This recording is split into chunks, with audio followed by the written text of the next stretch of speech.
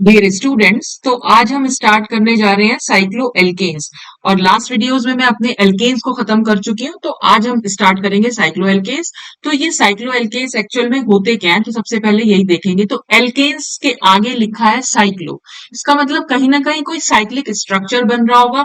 और एल्केन्स हम बोल रहे हैं, इसका मतलब ये सिंगल बॉन्डेड कंपाउंड हो गए। ठीक, एल्केन्स अगर आप लोगों ने पहले नहीं देखे हैं बेटा, तो पहले एल्केन्स का वीडियो देख के आइएगा, फिर आप यहाँ पर देखिएगा। तो cycloalkanes are saturated hydrocarbons. तो सैचुरेटेड का मतलब मैं पहले भी कई बार बता चुकी हूँ, ये सिंगल बॉन्डेड हाइड्रोकार्बन्स होते हैं in which carbon atoms are joint by a single covalent bonds to form a ring. तो यहाँ पर क्या होगा, जितने भी कार्बन एटम्स हैं, ठीक है, वो क्या करेंगे, सिंगल बॉन्ड के थ्रू एक दूसरे से ज्वाइंट हो जाएंगे। ठीक है, एक दूसरे से जुड़ जाएंगे। तो और जुड़ जाएंगे तो इसका मतलब कोई ना कोई रिंग बना लेंगे। तो इस तरह से भी दिखा सकते हैं हम इसको, ऐसे भी दिखा सकते हैं। इसका मतलब भी है कि ये 3 कार्बन है यहाँ पर, और हर कार्बन का मैंने आपको बताया था 4 बॉन्ड्स होते हैं। तो यहाँ जैसे कार्बन में आपको सिर्फ 2 बॉन्ड दिखाई दे रहे हैं। देखो, अगर मैं इसको पूरा ऐसे बना के दिखाऊं, आप यहाँ पर देख लीजिए, जैसे ये एग्जाम्पल ले रखा है। तो यहाँ पर इसका मतलब है यहाँ भी एक कार्बन है, ये भी एक कार्बन है, और ये भी एक कार्बन है। और हर कार्बन के क्योंकि 4 बॉन्ड होते हैं, तो 2 बॉन्ड हमें दिख रहे हैं। सपोज अब मैं इस वाले कार्बन की अगर बात करूं, ये वाले कार्बन की, तो एक बॉन्ड हमें इधर दिखाई दे रहा है और एक बॉन्ड इधर दिखाई दे रहा है। तो जो 2 बॉन्ड नहीं दिख रहे हैं, इसका मतलब वो हाइड्रोजन के साथ है।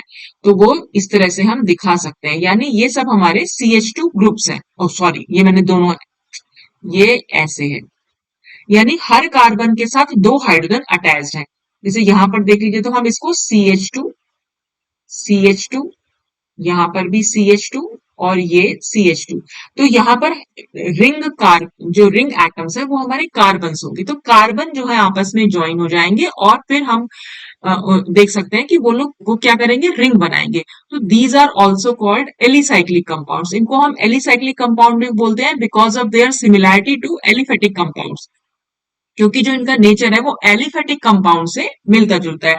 एलिफेटिक और एरोमेटिक, इसमें भी डिफरेंस होता है। एरोमेटिक में बेंजीन रिंग्स होती है, ठीक है। तो जहां पर बेंजीन रिंग ना हो लेकिन साइक्लिक कंपाउंड हो, तो उनको हम यहाँ वो एलिफेटिक भी कहला सकते हैं। तो इनको हम एलिसाइक्लिक कंपाउंड भी बोल देते हैं। तो इनका जनरल फॉर्मूला क्या होगा, CnH2n। और n क्या है, यहाँ पर n जो है नंबर ऑफ कार्बन एटम्स। अब इनको हम पॉलीमिथाइलिन भी बोल रहे हैं। और पॉलीमिथाइलिन क्यों बोल रहे हैं, जैसे कि मैंने आपको बताया कि जो भी यहाँ पर पॉइंट्स हैं, किसी भी रिंग के, ये जो पॉइंट्स है ना, ये सब कार्बन को डिनोट करते हैं। और मैंने अभी अभी आपको बताया कार्बन के क्योंकि 4 बॉन्ड है, तो यहाँ पर आप देख सकते हैं कि हर कार्बन के साथ सिर्फ 2 बॉन्ड हमें दिखाई दे रहे हैं। चाहे आप इस कार्बन की बात करेंगे तो एक बॉन्ड इधर है और एक बॉन्ड इधर है, इस कार्बन की बात करेंगे तो एक बॉन्ड इधर है और एक बॉन्ड इधर है। तो 2 बॉन्ड तो दिख रहे हैं और 2 बॉन्ड हमें यहाँ पर दिखाई नहीं दे रहे हैं, तो वो दोनों हाइड्रोजन है। तो यहाँ पर हम इसको ऐसे भी लिख सकते हैं कि ये एक H बनाया और ये एक H बनाया, तो ये CH2 ग्रुप हो गया। तो ये जो CH2 ग्रुप होता है, इसको हम मिथाइलिन ग्रुप बोल देते हैं। अब क्योंकि यहाँ पर बहुत सारे मिथाइलिन है, जितने भी रिंग स्ट्रक्चर हम बनाएंगे वो सब बहुत सारे जैसे ये जो मैं अगर हमने रिंग को ऐसे बना दिया, ठीक है, तो इसको रिंग को हम और कैसे लिख सकते हैं, उसको हम ऐसे लिख सकते हैं कि ये CH2 है, फिर इस कार्बन से यहाँ CH2 है, इस कार्बन से एक और CH2 है, और इस कार्बन से ये कार्बन अटैच है। तो क्योंकि बहुत सारे मिथाइलिन ग्रुप यहाँ पर दिखाई दे रहे हैं, तो इसलिए हम इसको पॉलीमिथाइलिन भी बोल देते हैं। अब हम बात कर लेते हैं इसके नॉमेनक्लेचर की, कि इनका नाम हम कैसे लिखेंगे। तो नाम के लिए तो इनका बहुत ही इजी सा तरीका है, कुछ रूल्स यहाँ बना दिए गए। तो पहला रूल्स क्या है, the names of alicyclic compounds are obtained by adding the prefix cyclo to the name of corresponding straight chain hydrocarbon. तो जो उसका कॉरस्पॉन्डिंग हाइड्रोकार्बन स्ट्रेट चेन वाला होगा, बस उस नाम के आगे हमें साइक्लो लगा देना है। अब वो स्ट्रेट चेन हाइड्रोकार्बन कैसे मालूम पड़ेगा, हमें सिर्फ ये देखना है कि किसी भी रिंग स्ट्रक्चर में कितने पॉइंट्स आपको दिख रहे हैं, यानी जो कॉर्नर्स होते हैं। देखो, ये एक कॉर्नर हुआ, ये एक कॉर्नर हुआ, और ये एक कॉर्नर हुआ। और क्योंकि ये तीनों कार्बन को रिप्रेजेंट कर रहे हैं, तो इसका मतलब यहाँ पर 3 कार्बन है। और 3 कार्बन के लिए क्योंकि सारे सिंगल बॉन्ड ही है, तो सबसे पहले तो हमने 3 कार्बन के लिए हम क्या वर्ड यूज करते हैं, प्रॉप। ठीक है ना, ये मैं पिछले वीडियोस में बता चुकी हूँ। सारे सिंगल बॉन्ड्स है, तो सिंगल बॉन्ड के लिए हम एन लगा देते हैं, सफिक्स। तो ये हो जाता है प्रोपेन। तो ये तो हो जाएगा स्ट्रेट चेन कंपाउंड, और क्योंकि ये वो स्ट्रेट चेन से ही ये हमारे साइक्लिक कंपाउंड बनते हैं, तो इस स्ट्रेट चेन के नाम के आगे हमें सिर्फ साइक्लो लगा देना है, तो इसलिए इसका नाम हो जाएगा साइक्लोप्रोपेन। ऐसे ही हम यहाँ देख लेंगे, ये भी एक कार्बन है, ये एक कार्बन है, ये एक कार्बन है और ये एक कार्बन है, और साथ में हाइड्रोजन तो है ही, पर हम क्या कर रहे हैं, सिर्फ कार्बन काउंट कर रहे हैं। तो क्योंकि यहाँ पर 4 कार्बन है और 4 कार्बन के लिए हम ब्यूट लिखते हैं और सफिक्स लगा देंगे एन, तो ब्यूटेन बन गया। और क्योंकि ये साइक्लिक कंपाउंड है तो इसके आगे हमने साइक्लो लगा दिया, तो ये साइक्लोब्यूटेन हो गया। ऐसे यहाँ पर आपको 5 कोने दिखाई दे रहे होंगे, तो ये पेंटेन हो जाएगा और साइक्लो आगे लगाना है। ऐसे ही इस वाले स्ट्रक्चर में आपको 6 कोने दिखाई देंगे। कोने से मतलब होता है ये जो पॉइंट, हम ये वाला पॉइंट हो गया, फिर ये पॉइंट हो गया, फिर यहाँ जुड़ा, तो ये वर्टाइसिस बोलते हैं हम इसको। तो ये हो गया, ये हो गया और ये, ठीक है ना। तो ये जितने भी कॉर्नर्स हैं ये सब कार्बन को रिप्रेजेंट कर रहे हैं। तो बस आपने नंबर ऑफ कार्बन एटम देखना है, उसके लिए हम क्या वर्ड यूज करते हैं और उसके आगे एन लगा दिया, और इन सारे पूरे नाम के आगे हम साइक्लो, मतलब उससे पहले जो है साइक्लो लगा देंगे प्रीफिक्स के तौर पर, ठीक है। प्रीफिक्स शुरू में लगता है, सफिक्स बाद में लगता है। तो इस तरह से तो हमने इसका सिंपल नाम दे दिया। अब ऐसा तो नहीं है कि खाली सिंपल कंपाउंड होगा, उससे कोई ना कोई सब्स्टिट्यूएंट्स भी जुड़े हुए होंगे। तो if two or more alkyl groups or other substituents groups are present in the ring, their positions are indicated by Arabic numerals 1 2 3 4 etcetera. मतलब क्या हुआ, अगर एक या एक से ज्यादा या दो से ज्यादा एल्काइल ग्रुप्स हो, या एल्काइल ग्रुप्स के अलावा कोई और भी सब्स्टिट्यूएंट जुड़ा हुआ हो, तो फिर हमें क्या करना है, सिर्फ उनका नंबर, फिर हमें नंबरिंग करनी पड़ेगी 1 2 3 4। और किस तरह से हम नंबरिंग करेंगे वो भी हम देख लेते हैं। While numbering the carbon atoms of the ring, the substituent which comes first in the alphabetical order is given the lowest number, provided it does not violate the lowest sum rule। देखो, सबसे पहले हम ये वाला example देखते हैं। तो इस एग्जाम्पल में आप चाहे तो जिसका नंबर 1 मैंने लिखा है, ये नंबर 1 हो जाएगा। इस वाले रिंग को हम, मैं एक बार पेन चेंज करती हूँ, मतलब जहां पर भी आपने देखा कि रिंग सब्स्टिट्यूएंट हो गया ये वाला बेटा, और ये किस रिंग के किस कार्बन से जुड़ा हुआ है, इस वाले नंबर 1 कार्बन से, ठीक है। और ये जो, ये भी दूसरा सब्स्टिट्यूएंट है, ये हमारा इस वाले कार्बन से जुड़ा है। तो आपने चाहे तो जो नंबर 1 नंबर 2 मैंने लिख रखा है वैसे भी लिख सकते हैं, क्योंकि दोनों सब्स्टिट्यूएंट हमारे सेम है। और चाहे तो आप इसको नंबर 1 और इसको नंबर 2 लिख सकते हैं, तब भी नाम वही रहेगा। तो यहाँ पर तो क्योंकि दोनों सब्स्टिट्यूएंट सेम है, तो आप किसी को भी नंबर 1 और किसी को भी नंबर 2 देना है। तो रिंग कार्बन को नंबर देना है बेटा, इस मिथाइल ग्रुप को नंबर नहीं देना, सिर्फ रिंग कार्बन को। पहले भी तो हम यही कर रहे थे जब हमने स्ट्रेट चेन कंपाउंड पढ़े थे। देखो, अगर ये कंपाउंड हमारा कोई स्ट्रेट चेन है यहाँ पर, और ये CH ना होके यहाँ पर एक सब्स्टिट्यूएंट जुड़ गया, ये एक सब्स्टिट्यूएंट है, तो हमारी मेन चेन ये थी और मेन चेन से जुड़ा हुआ ये मिथाइल ग्रुप था, तो हम मेन चेन की नंबरिंग कर रहे थे ना। तो ऐसे ही हम अपने साइक्लिक कंपाउंड की, जो हमारा जो साइकिल जहां रिंग बनी हुई है उस रिंग की नंबरिंग करेंगे। तो रिंग की नंबरिंग के लिए अब क्योंकि हमें देखना है सब्स्टिट्यूएंट क्या है, तो ये सब्स्टिट्यूएंट क्योंकि दोनों सेम है, दोनों ही मिथाइल ग्रुप है, तो आप किसी को भी नंबर 1 और किसी को भी नंबर 2 दे सकते हैं। तो नाम क्या हो जाएगा, 1, 2। और क्योंकि 2 मिथाइल ग्रुप है तो इसलिए डाई, तो डाई मिथाइल। और फिर हमारे कंपाउंड का नाम, साइक्लिक कंपाउंड में आपको दिख रहे हैं 5 कार्बन, तो पेंट हो गया, एन तो लगाना ही है, और इस पेंटेन से पहले आपको साइक्लो लिख देना, तो इसका पूरा नाम हो जाएगा 1 2 डाइमिथाइल साइक्लोपेंटेन। ठीक, अब हम आते हैं ये देखने के लिए। अब इस वाले कंपाउंड में देखो, यहाँ पर क्या है, ये तो हमारा है मिथाइल ग्रुप, इसके लिए मैं एम लिख देती हूँ, और ये है हमारा इथाइल ग्रुप। तो दोनों सब्स्टिट्यूएंट क्योंकि अलग अलग हैं, तो जिसका नाम का अल्फाबेट पहले आ रहा है, यानी ई क्योंकि पहले आता है, तो उसको आप कम नंबर देंगे। तो यहाँ पर आपने नंबर 1 दिया और इसको नंबर 2 दिया, ठीक। तो इसका नाम क्या हो जाएगा, 1 इथाइल, क्योंकि 1 पर इथाइल ग्रुप जुड़ा हुआ है और 2 पर है मिथाइल। और फिर रिंग कार्बन के टोटल नंबर ऑफ एटम्स दो, गिन लो। तो ये अगर ये 1 और ये 2, तो इसको मैं 3 दे दूं, ये 4 दे दो, इसको 5 और इसको 6, तो कुल मिलाकर हमें मालूम पड़ जाएगा कि 6 एटम्स है कार्बन। तो वो हेक्सेन कहलाएगा, और हेक्सेन से पहले हमें साइक्लो लिखना है, तो पूरा नाम हो जाएगा ऐसे, ठीक। अब हम देते हैं नेक्स्ट एग्जाम्पल। नेक्स्ट एग्जाम्पल में यहाँ पर भी ये वाला सब्स्टिट्यूएंट भी हमारा मिथाइल है, ये सब्स्टिट्यूएंट भी हमारा मिथाइल है, और ये सब्स्टिट्यूएंट हमारा इथाइल है। अभी अभी मैंने आपको बताया कि जिस सब्स्टिट्यूएंट का नाम अल्फाबेट में पहले आएगा उसको हमें कम नंबर देना है, लेकिन यहाँ पर हमने उसे 3 नंबर दे रखा है। क्यों? क्योंकि यही हमारे जो रूल था उसमें लिखा हुआ है कि यहाँ पर एक लाइन और लिखी हुई है कि हमें ये जरूर देखना है कि provided it does not violate the lowest sum rule. ठीक है कि हम अल्फा बट जिसका पहले आ रहा है उसको कम नंबर दे रहे हैं, लेकिन हमें साथ साथ ये भी ध्यान रखना है कि वो लोएस्ट सम रूल को वायलेट ना करे। अब ये लोएस्ट सम रूल से क्या मतलब है, देखो अगर मैं इसका नंबरिंग जैसा मैं करना चाह रही हूँ, देखो अभी दिखाती हूँ मैं आपको। यहाँ पर अगर मैं इसको नंबर 1 दूं, अभी जो मैंने रूल आपको समझाया, क्योंकि ये इथाइल ग्रुप है, और इसको नंबर 2 दूं और इसको नंबर 3 दूं, तो देखो इसका नंबर नाम क्या हो जाएगा। मैं इसको लिखूंगी, नंबर ही लिख लेते हैं, खाली नंबर, ठीक है। 1 पे क्योंकि इथाइल जुड़ा हुआ है तो मैंने 1 नंबर लिख लिया, और 3 पे आप देख रहे हैं दो मिथाइल ग्रुप जुड़े हुए हैं, तो जब दो मिथाइल ग्रुप जुड़े हुए हैं तो हम इस 3 को 2 बार लिखेंगे। तो ये हमने 3 2 बार लिखा। अब इसको आपस में प्लस कर लो, ठीक है। जब हमने इसको प्लस किया तो ये कितना हो जाएगा, 3 + 3 6 + 7, ठीक है। तो ये हो गया 7। जो नंबरिंग मैंने दी हुई है यानी कि जो व्हाइट नंबर से लिखा हुआ है, तो मैंने इसको लिखा 1, और ये है हो गया 2, और ये है 3। तो अब इसका नाम क्या होगा, जो मैंने लिखा हुआ है, तो उसकी सिर्फ नंबर मैं लिख दे रही हूँ। तो 3 लिखा हुआ है शुरू में, उसके बाद 1 1 लिखा हुआ है, +1 और +1। तो अब टोटल कितना आएगा, 3 + 1 4, 4 + 1 5। तो ये होता है लोएस्ट सम रूल। यानी हमें क्या करना है, ये हमने दोनों तरह से नाम, दोनों तरह से नंबरिंग की, और फिर हमने देखा कि हमें लोएस्ट नंबर किस वाली नंबरिंग से मिला है। तो लोएस्ट नंबर हमें यहां से मिला है, तो इसलिए हमने ये वाली नंबरिंग को प्रेफरेंस दी, जो नंबरिंग मैंने व्हाइट नंबर से लिखी हुई है, ठीक है। तो ये आपको यहाँ पर ध्यान रखना पड़ेगा कि आपको नंबरिंग इस तरह से कर, ये तो ठीक है कि इथाइल ग्रुप को आपको कम नंबर देना है, लेकिन इथाइल ग्रुप को कम नंबर देने से हमारा जो लोएस्ट सम रूल था वो वायलेट हो रहा था, क्योंकि फिर नंबरिंग जो है ज्यादा हो पा रही थी। हमने अभी प्लस करके देखा तो 7 आ रहा था उनका प्लस, और यहाँ पर आ रहा है हमारा 5, ठीक है। तो ये करेक्ट नंबर है। तो 3 पे इथाइल ग्रुप जुड़ा हुआ है, 1 नंबर पे क्योंकि दो मिथाइल है तो इसलिए हमने 1 1 को 2 बार लिखा, और फिर डाई मिथाइल, और क्योंकि हमें यहाँ पर देखो 1 2 3 जो लिखा है इसी को आगे बढ़ा दो, ये 4 है, फिर ये 5, ये 6, तो इससे हमें मालूम पड़ जाएगा टोटल नंबर ऑफ एटम्स कितने हैं। तो 6 एटम के लिए हम हेक्स लिखते हैं और एन लिखेंगे, और हेक्सेन से पहले हम साइक्लो लगा देंगे। तो इस तरह से हम इसका नाम दे सकते हैं, ठीक। फिर आता है हमारा नंबर थर्ड रूल।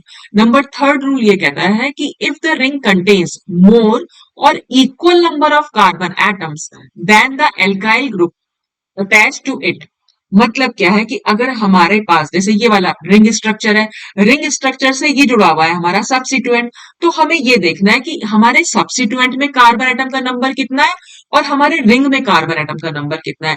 तो जिस भी चीज में कार्बन एटम का नंबर ज्यादा होगा उसको तो हम मेन मान लेंगे, यानी उसको हम लास्ट में लिखेंगे, और बाकी ग्रुप को जो दूसरा वाला चीज होगी उसको हम एज अ सब्स्टिट्यूएंट लिखेंगे। देखो उसको कैसे लिख सकते हैं सब्स्टिट्यूएंट में, आपको वो भी देख लेते हैं एग्जाम्पल के तौर पर। देखो यहाँ पर क्या हो रखा है, रिंग स्ट्रक्चर में पहले मैं नंबर काउंट करूं। देखो ये है 1, क्योंकि यहाँ सब्स्टिट्यूएंट जुड़ा हुआ है तो इसको तो हमें कम नंबर देना ही है। जहां पर भी सब्स्टिट्यूएंट जुड़ा हुआ होता है उसको हमें नंबर 1 देना ही होगा, ठीक है।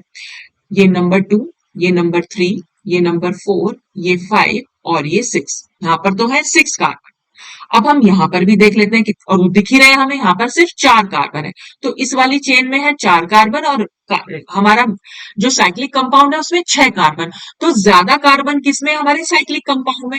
तो इसलिए हम जो कम नंबर वाला ग्रुप है इसको हम एज अ सब्स्टिट्यूएंट लिखेंगे। एज अ सब्स्टिट्यूएंट लिखने का मतलब ये है कि total number of carbon atom हमने काउंट किए 4 है, 4 के लिए हम लिखते हैं ब्यूट, और क्योंकि हम एज अ सब्स्टिट्यूएंट लिख रहे हैं तो अब हम इसमें एन न लगाकर वाई एल लगाते हैं। ये बात मैंने आपको पहले भी समझाई है जब मैंने एल्केन का नॉमेनक्लेचर समझाया था, कि जो भी सब्स्टिट्यूएंट होते हैं उनमें हमें वाई एल लगाना होता है हमारे कार्बन का जो रूट वर्ड है, ठीक है। तो ये ब्यूटाइल हो जाएगा। अब ब्यूटाइल का नंबर किस नंबर पर जुड़ा हुआ है साइक्लिक कंपाउंड के साथ, तो ये 1 नंबर पर जुड़ा हुआ है, क्योंकि और तो कोई जुड़ा हुआ ही नहीं है ग्रुप, तो इसी को हमें नंबर 1 देना होगा। तो हम इसको लिख सकते हैं 1 ब्यूटाइल, तो इसका नाम हो गया। और फिर हम अपना मेन चेन का नाम देंगे, मेन ग्रुप का नाम। तो मेन हमारा क्या है, साइक्लिक कंपाउंड, और उसमें क्योंकि 6 कार्बन है तो इसलिए वो हेक्सेन हो जाएगा, और हेक्सेन से पहले हमें साइक्लो लगाना ही है। तो हम ये कहेंगे कि हमने जो इसका नाम लिखा वो ऐसे लिखा कि जैसे ये साइक्लोहेक्सेन का कोई डेरिवेटिव है, तो साइक्लोहेक्सेन के डेरिवेटिव के फॉर्म में हमने इसको लिख दिया, तो 1 ब्यूटाइल साइक्लोहेक्सेन इसका नाम हो जाएगा, ठीक। अच्छा, अब अगर हम ये वाले एग्जाम्पल में देखें, कभी कभी ऐसा भी होगा कि यहाँ पर जो हमारा सब्स्टिट्यूएंट है उसमें भी हमें 5 कार्बन दिखाई दे रहे हैं। देखो 1, ये 2, ये 3, ये 4, और ये 5। और अगर हम अपने रिंग को देखें तो रिंग में भी हम इसको तो नंबर 1 देंगे ही देंगे। ये 2, ये 3, ये 4, ये 5। तो अगर दोनों में ही आपको सेम कार्बन एटम दिखाई दे रहे हैं, तब भी आपको क्या करना है, ये जो ग्रुप जुड़ा हुआ है इसमें, इसी को आपने सब्स्टिट्यूएंट मानना है। तो जब इसको सब्स्टिट्यूएंट मानेंगे तो 5 कार्बन के लिए हमारा रूट वर्ड क्या होता है, पेंट। ठीक है, और क्योंकि ये सब्स्टिट्यूएंट मान लिया है हमने, इसे YL लिखेंगे। तो अगर दोनों में सेम कार्बन है, सब्स्टिट्यूएंट में भी और हमारे रिंग में भी, तब भी हम क्या करेंगे, जो सब्स्टिट्यूएंट होगा, मतलब जो हमारी ये जो चेन बनी है रिंग के बाहर, जो स्ट्रेट चेन जो बनी है, इसी को हमें सब्स्टिट्यूएंट मानना है। यानी अभी भी हम इसे अपने साइक्लिक कंपाउंड का डेरिवेटिव ही मान के चलेंगे। तो हम इसको पेंटाइल, क्योंकि 1 नंबर पर पेंटाइल जुड़ा है, तो आप इसको 1 डैश पेंटाइल भी लिख सकते हैं या खाली पेंटाइल भी लिख सकते हैं, क्योंकि 1 नंबर को लिखना जरूरी नहीं होता। और फिर क्योंकि हमने देखा यहाँ पर 5 कार्बन है, तो 5 कार्बन के लिए हम पेंट लिखेंगे, वो तो लिखते ही है, और क्योंकि सिंगल बॉन्ड है तो एन, और इस पेंटेन से पहले हम साइक्लो लगा देंगे। तो ये बात आई होप कि आपको समझ में आ रही होगी। तो आपको सिर्फ इतना देखना है कि साइक्लिक कंपाउंड, साइक्लिक जो स्ट्रक्चर है उसमें कार्बन एटम ज्यादा है, या जो साइक्लिक स्ट्रक्चर से जुड़ा हुआ हमारा सब्स्टिट्यूएंट है उसमें कार्बन एटम ज्यादा है। तो जिसमें भी ज्यादा होंगे, बस उसका हम जो है उसको हम अपना लास्ट में नाम लिखेंगे, उसको हम सब्स्टिट्यूएंट नहीं मानेंगे। कुल मिलाकर कहने का मतलब, जिसमें भी कम कार्बन एटम होंगे उसको हम सब्स्टिट्यूएंट मानेंगे, ज्यादा कार्बन एटम को बाद में लिखेंगे। ठीक है, लेकिन अगर दोनों में सेम होंगे, तब भी हम क्या करेंगे, जो रिंग स्ट्रक्चर के अलावा जो आपका स्ट्रक्चर होगा, यानी जो स्ट्रेट चेन होगी, उसको आप सब्स्टिट्यूएंट मानेंगे। अब देखो नीचे वाले स्ट्रक्चर में क्या है, ऊपर वाले में आपने देखा जो इसके साथ चेन जुड़ी हुई है, चेन में 5 कार्बन है। अब हम यहां देख लेते हैं इसमें कितने कार्बन है, तो ये तो 1 लिखेंगे इसको, ये 2, ये 3 और ये 4। अब क्योंकि यहां पर हमारे पास सिर्फ 4 ही कार्बन है, तो कार्बन एटम ज्यादा कहां पर हुए, हमारे स्ट्रेट चेन में कार्बन एटम ज्यादा हुए। तो जब स्ट्रेट चेन में कार्बन एटम ज्यादा हुए, तो अब आप सब्स्टिट्यूएंट इस रिंग स्ट्रक्चर को मानेंगे। ठीक है, तो जिसमें भी कार्बन एटम का नंबर कम होगा उसको हम अपना सब्स्टिट्यूएंट मानेंगे। तो इसका जब सब्स्टिट्यूएंट मानेंगे, तो अब हम इसको कैसे लिखेंगे, तो इसलिए जब हमारी नंबरिंग होगी, तो अब हम बेटा स्ट्रेट चेन वाले की नंबरिंग करेंगे। अब हमें इसकी नंबरिंग करने की जरूरत नहीं है, जैसे हम पहले नंबरिंग कर रहे थे, तो अब हम स्ट्रेट चेन की नंबरिंग करेंगे और इस तरह से नंबरिंग करेंगे, क्योंकि अब हमारी ये जो रिंग स्ट्रक्चर है वो साइड चेन कहलाएगी। ठीक है, और साइड चेन को इस तरह से नंबरिंग करनी कि उसको हमारा कम नंबर मिले। तो चाहे तो हम नंबरिंग यहां से कर लें, 1 2 3 4, और ये हो जाएगा 5। तो चाहे तो आप ऐसे कर लीजिए जैसे मैंने अभी की, और चाहे ये व्हाइट नंबर वाली, हर हालत में आपको 3 नंबर पर ही ये रिंग स्ट्रक्चर जुड़ा हुआ मिले। ठीक है, तो अब हम इसका नाम कैसे लिखेंगे, तो इसके नाम के लिए सबसे पहले हमें सब्स्टिट्यूएंट का नंबर देना होता है। तो 3 नंबर पर सब्स्टिट्यूएंट जुड़ा हुआ है, और इस रिंग स्ट्रक्चर में क्योंकि हमारे 4 कार्बन है, तो 4 कार्बन के लिए हम ब्यूट लिखते हैं। क्योंकि ये सब्स्टिट्यूएंट है तो वाई एल लगाएंगे, और क्योंकि ये साइक्लिक कंपाउंड है तो साइक्लो लगाएंगे। साइक्लिक कंपाउंड कह रही हूँ, क्योंकि ये साइक्लिक स्ट्रक्चर है तो साइक्लो लगाएंगे। तो ये हमारे सब्स्टिट्यूएंट का नाम हो जाएगा, और इससे पहले हमने इसका नंबर लिख दिया है। ये वाला नंबर जिस नंबर वाले कार्बन से ये अटैच है, तो 3 साइक्लोब्यूटाइल हो गया इसका नाम, ये तो हमारा सब्स्टिट्यूएंट हो गया। अब हमें मेन चेन का नाम लिखना है, तो मेन चेन हमारी कैसे लिखी जाएगी, 5 कार्बन है तो पेंट, और क्योंकि सिंगल बॉन्ड है तो ये हो जाएगा एन, तो इसलिए इसका नाम हो जाएगा 3 साइक्लोब्यूटाइल पेंटेन। तो बस आपने ये देखना है कि कार्बन एटम का नंबर कहां पर है, कम है। अगर स्ट्रेट चेन में कम है तो आपको उसको सब्स्टिट्यूएंट मानना है, और अगर साइक्लिक स्ट्रक्चर में कम है तो उसको आपको सब्स्टिट्यूएंट मानना है। तो जिसको भी आप सब्स्टिट्यूएंट मानेंगे, दूसरे वाले को आपको फिर नंबरिंग करनी पड़ेगी, जैसे हमने यहाँ स्ट्रेट चेन में नंबरिंग करी। ठीक है, यहाँ पर हमने नंबरिंग करी थी अपनी इस वाले की, तो यहाँ पर तो ज्यादा नंबरिंग करने की जरूरत ही नहीं थी, क्योंकि यहाँ पर तो 1 नंबर पर ही जुड़ा हुआ माना जाता है। ठीक, तो ये हमारा था थर्ड ए पॉइंट। अब हम इसका बी पॉइंट भी देख लेते हैं। तो if the side chain contains a functional group, अब क्या होगा, अगर साइड चेन में कहीं कोई फंक्शनल ग्रुप जुड़ी हुई, देखो यहाँ पर है, ये साइड चेन में फंक्शनल ग्रुप क्या है, सीओ। इस सीओ को हम ऐसे भी लिख सकते हैं, सी डबल बॉन्ड ओ। ठीक है, ये हमारा कीटोनिक ग्रुप होता है। तो अगर फंक्शनल ग्रुप जुड़ा हुआ है, तब हम ये नहीं देखेंगे कि कम नंबर वाले को हम सब्स्टिट्यूएंट मान रहे हैं, तब हम इसी वाले को, देखो अब इस वाले में कितने कार्बन दिखाई दे रहे हैं, जो हमारा स्ट्रक्चर स्ट्रेट चेन वाला है, जैसे कि मैंने नंबरिंग कर रखी है 1 2 3 4, यहाँ पर हमारे पास 4 कार्बन है। और नीचे अगर आप देखें इस रिंग में कितने कार्बन है, 1 2 3 4 और ये 5 और ये 6। तो यहाँ पर है हमारे 6 कार्बन। तो कायदे में तो ये हो रहा था कि 4 नंबर वाला हमारा सब्स्टिट्यूएंट था और 6 कार्बन वाला हमारा जो था मेन चेन आ जाती हमारी। इसको मतलब 6 कार्बन वाले को हम लास्ट में लिखते हैं, 4 वाले को एज अ सब्स्टिट्यूएंट लिखते हैं। लेकिन अब क्योंकि 4 नंबर वाले कार्बन में हमारा फंक्शनल ग्रुप भी आ गया है, तो अब आपको मेन चेन इसी को मानना पड़ेगा और जो नीचे वाला रिंग स्ट्रक्चर है इसको आपको सब्स्टिट्यूएंट मानना पड़ेगा। ठीक है, तो जब भी फंक्शनल ग्रुप आ जाएगा तो फंक्शनल ग्रुप को क्योंकि हमें फिर ज्यादा इंपॉर्टेंस देनी है, तो अब हम इसी को अपनी मेन चेन मानेंगे, इसलिए हमने नंबरिंग इसकी ऐसे की। तो नंबरिंग हम इसकी करेंगे कैसे, देखो हम ऐसे भी कर सकते थे, ये 1, ये 2, ये 3, ये 4, लेकिन ऐसे करने से क्या हो रहा था, हमारा जो ये फंक्शनल ग्रुप है सीओ, इसको 3 नंबर मिल रहा था। और जब हम उल्टी साइड से कर रखे हैं जैसे कि मैंने करी हुई है, उससे क्या है, इसको 2 नंबर मिल रहा है। तो इसलिए हमने नंबरिंग जो है इस तरह से की। तो 1 2 3 4। अब हम क्या कर रहे हैं, इसको हम रिंग स्ट्रक्चर को हम अपना क्या मान रहे हैं, सब्स्टिट्यूएंट। तो इसका सब्स्टिट्यूएंट का नंबर लिखेंगे। 4 नंबर वाले कार्बन से ये रिंग जुड़ी हुई है, तो इसलिए हमने शुरू में 4 लिखा। 4 के बाद हमें साइक्लो लिखना है, क्योंकि इस रिंग में 6 कार्बन थे तो हमने हेक्स लिखा। क्योंकि ये सब्स्टिट्यूएंट है तो वाई एल लगाया, तो साइक्लोहेक्साइल हो गया। ठीक, ये तो हमारा हो गया इस सब्स्टिट्यूएंट का नाम। अब हम अपनी मेन चेन का नाम देंगे। मेन चेन में 4 कार्बन है, 4 कार्बन के लिए हम ब्यूट लगाएंगे, और क्योंकि सब सिंगल बॉन्ड है इसलिए हमने एन लिखा, और हमारा ग्रुप जो है सी ओ कौन से नंबर पर है, 2 पर, और इसलिए हम यहाँ पर 2 लिखेंगे। और कीटोन के लिए हम इस वाले ग्रुप के लिए हम सफिक्स लगाते हैं ओन, तो हमने यहाँ पर ओन लिखा। अब एक चीज और यहाँ पर बता दूं मैं, ब्यूटेन लिखना चाहिए था हमें, लेकिन जब कभी ब्यूटेन इस तरह से और इसमें हमारा कोई फंक्शनल ग्रुप भी अटैच है, जैसे हमारा यहाँ पर फंक्शनल ग्रुप अटैच था, तो यहाँ पर हम इस ई को नहीं लिखते, तो इसीलिए यहाँ पर ई को स्किप किया हुआ है। तो ब्यूटन लिखा, ब्यूटन के बाद हाइफन, हाइफन माने छोटा सा डैश बनाया, उसके बाद अपने फंक्शनल ग्रुप का नंबर लिखा, और फिर हाइफन बनाया, और फिर हमने ओन लिख दिया, यानी फंक्शनल ग्रुप का सफिक्स लिख दिया। तो वो बस वो सफिक्स हम यहाँ पर लिखेंगे, तो इस तरह से इसका नाम हो जाएगा। तो आपने सिर्फ ये ध्यान रखना है कि अगर फंक्शनल ग्रुप प्रेजेंट है, चाहे वो छोटी चेन में ही प्रेजेंट है, तो भी हमें उसे मेन चेन मानना है, उसका नाम हमें लास्ट में लिखना है। ठीक, अच्छा।